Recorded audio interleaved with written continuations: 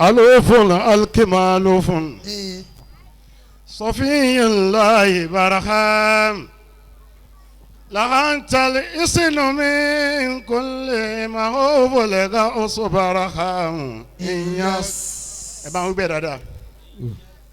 ألوف الكمالوف ما شاء الله صفي الله برهام لا أنت الإذن من كل ما هو في القوس برهام káàdì dẹ́mu Sheikh Ibrahim níṣẹ́jú ká káàdì dẹ́mu Sheikh Ibrahim Alifa Muhammad usuhu mi sajayaka ẹ wá bá ń wé fún ẹ mọlódì anabi ni ẹ bá ń wé fún ẹ anabi lára Sheikh Ibrahim sallallahu alaihi wasallam alufo le khalki malufo sabiyallahi barhamu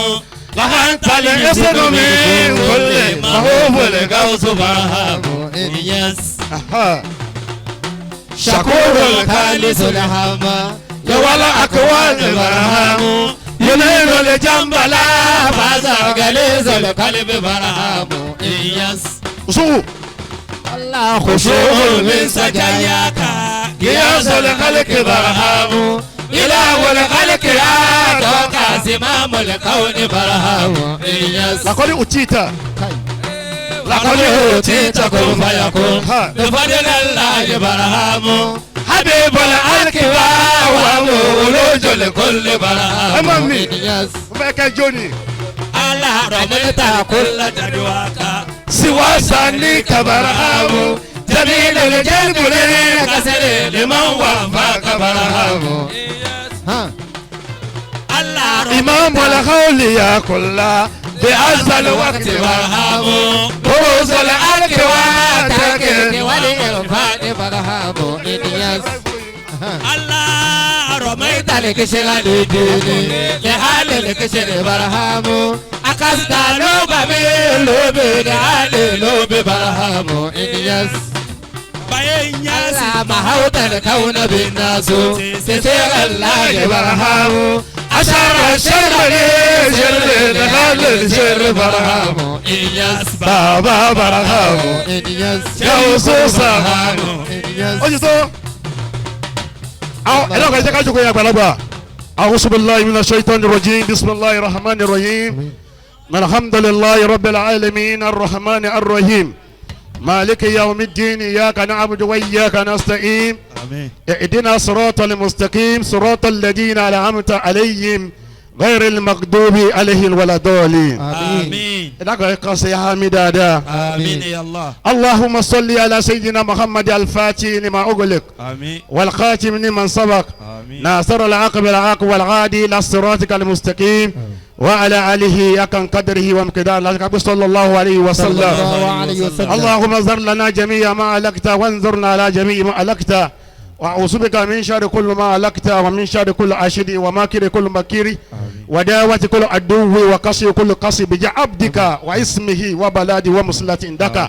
وما قام لديك أجب يا اللهم يا مجيب وأجل الأمر لمصيبا للتشريك وعبادتك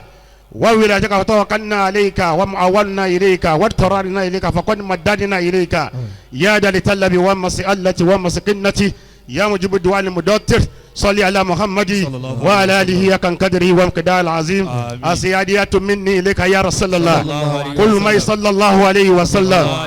أدوبة فون الله الحمد لله ọba gbàtí tó ká dúpẹ́ fún alhamdulilayi bọ́ọ̀lọ́ ní dúpẹ́ ọba ògbàtú ká dúpẹ́ fún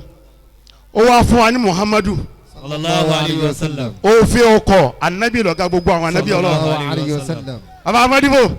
ó fẹ́ ó kọ́ anabi lọ́gá gbogbo wa sallallahu alayhi wa sallam akí ọ̀gá gbàṣẹ́ Tijani radiyallahu ta'ala anhu ọ̀gá wòlíì náà ni akí mama sàlájì Ibrahim baraham yes ẹni tó jogún anabi sallallahu a ṣe ní pariwo ẹ̀ 1+1 lọ́dọ̀ wa ìsọ́tò wà ní bàbá ti rí ṣe bẹ́ẹ̀ màtí rán nàbí polongo ẹ̀ káàkiri ó ní máa ń yọ ibo ní wa máa ń yẹ ara ní fíjà náà tilẹ̀ wọlé ọdẹ ń pariwo bí làbùkúta bó ṣe rí nìyẹn. baraham akí gbogbo àwọn àgbàlagbà bàbá wa Jírètè 1 bàbá wa àgbà ọlọ́njẹ́ arígbẹ́sà àmín ọlọ́mọdé kókó owó láéláé o àmín bàbá boko nìkan fún yín wọ́n ní ọlọ́mọ máa jẹ́ òkè ó máa wo bàbá ọlọ́run mọ̀jọ́kè ó mọ̀ wo ẹ̀yin lókè ẹ̀yin nígbà jùmọ̀ lójú tiwa ẹ̀yin lókè ẹ̀yin nígbà jùmọ̀ lójú tiwa ọlọ́run dákun mọ̀jọ́kè ó mọ̀ wo iná àti iná fún bàbá. Àmín. Bismillah. Bàbá wa Jílété ẹ̀yin má fi kí gbọ́ àfà torí pé ọjọ́ ti lọ bàbá wa ẹ dákun ìfojú pé ẹ̀yin àfà wa rẹ ẹ dákun bẹ́ẹ̀ bínú sáà tí n bá ní ma kíní kọ̀ọ̀kan bá básìkò jẹ́ bàbá agorojo alihamudulilayi Mauludi là ń ṣe ẹ dẹ́ ń pariwo pé anabi ò ṣe sallallahu alayhi wa sallam. ẹ ń pariwo pé àdádálẹ̀ ni adẹ́ ń kírun asámú Allah ẹ bá wa jàlé lórí o Allah anabi ò dẹ̀ kí Allah. Umar àbí Usman ló mú wá ó dẹ̀ ní bídí eléyìí dá kí wọ́n lè ń bínú wá fún ẹ má bínú kú ni o. Àmín. Aminu. Sallallahu alayhi wa sallam. lódodo ọ̀rọ̀ nínú àwọn anabi náà máa ń kó jáde fa sallallahu alayhi wa sallam. ọ sí lára wa ni sallallahu alaihi wasallam Rasulun minal mawla wa adama lam yakun. inú mi ṣe ẹrù tẹ lọ yẹn. Wa yabqa rasulan daiman wa mu'azzam. Rasulun minal mawla anabi wa ma gangan sallallahu alayhi wa sallam. wa adam lam yakun gíga rẹ̀ Ádámù ò tí bẹ wallahi kazalika. Noah ò tí bẹ Ibrahim ò tí dẹ wọ́n ṣe Christmas náà sa apá àwọn eléwọn ni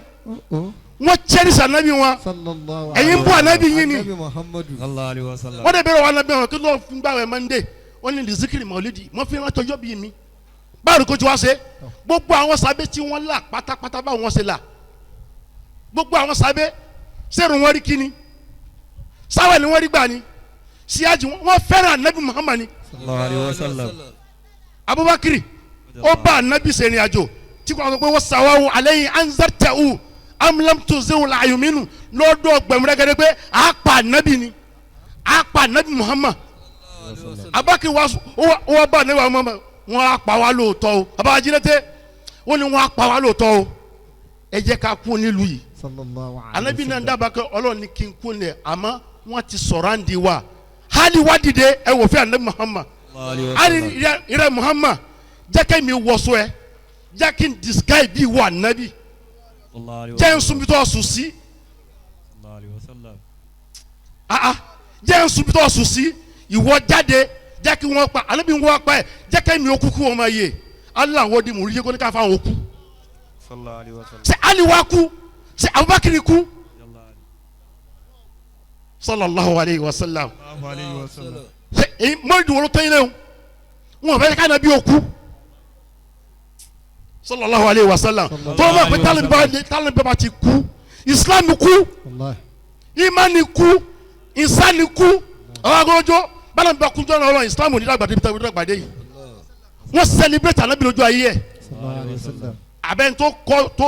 tó sallallahu alayhi wa sallam sallallahu alayhi wa sallam. lójú ogun anabi ti wó wọ́n ti lẹ̀kọ́ eyín ti kán ẹ̀jẹ̀ ti bò ó àwọn sábẹ́ wa wọ́n wá rẹ́sì ìdá wọn làwọn ò jagun mọ́ wọ́n wá sọ̀rọ̀ àǹdóní sí ọlọ́run sallallahu alayhi wa sallam. wọ́n dẹ̀ ń pa wọ́n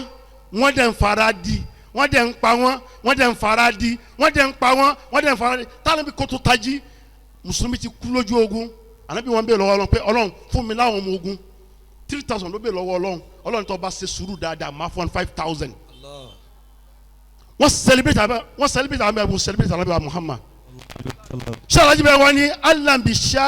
alambi yaumil ìdì máa mísìlì ubìlẹ̀ ìdì ọdún wo ló dùn tó ọdún kakú ànábì Muhammad jáde ẹ mú wá fún wa iléyà tá à ń ṣe right iléyà dandan ni ká ṣe ànábì Ibrahim ní kọ́kọ́ ló dá halẹ̀ ó lọ tán ó dẹ̀ parẹ́ wọn à ṣe mọ́ ṣe bí Kaaba ṣe bí wọ́n padà sòsàn Kaaba kí wọ́n tó gbé kí ànábì tó dé the year of elephant alam tara kaifa fa'ala rabbuka bí asiyali bí fil wọ́n ti gba Kaaba lọ́wọ́ àwọn gèfèrí kánábì ó tó padà á dé ọdún tí ànábì pàun ẹran tó pa síwọ́ tó pa ìsúná àsìtọ́ fún ní ẹran mi ó ti parẹ́ kánábì tó dé ànábì ló dé pé bàbá mi ti wáyé sallallahu alayhi wa sallam n ti ṣe yẹn jẹ́ ká dá padà ó celebrate ànábì Ibrahim nínú àṣàlátù gan ó ní Allahumma salli ala sayyidina Muhammad kama sallaita ala sayyidina Ibrahima wa ala ali Ibrahima fil alamin innaka hamid. ó celebrate ẹ subhana rabbika rabbil izzati amma yasifun. anabi la síwájú ayé Muhammad la síwájú ọ̀run. anabi la síwájú ayé Muhammad la síwájú ọ̀run. ọba kò ṣèkẹ́ṣèkẹ́ fún Muhammad. oníṣẹ́ ńlá. Allahu Akbar. Wallahi Allahu Akbar, Allahu Akbar, ẹ dákun. Allah. Bàbá wa Aske. Yes. Allahu Akbar, ẹ dákun. Orin kọ́ mo fẹ́ kọ, ẹ dákun, ẹ dákun. Torí ọjọ́ yẹn ti lọ púpọ̀, a kí bàbá wa Aske. Yes. Kò sẹ́ni tó sọ̀rọ̀ láàyè yìí tí kò sí ìka àbí kejì tí a sọ lé. Bẹ́ẹ̀ kò sáyè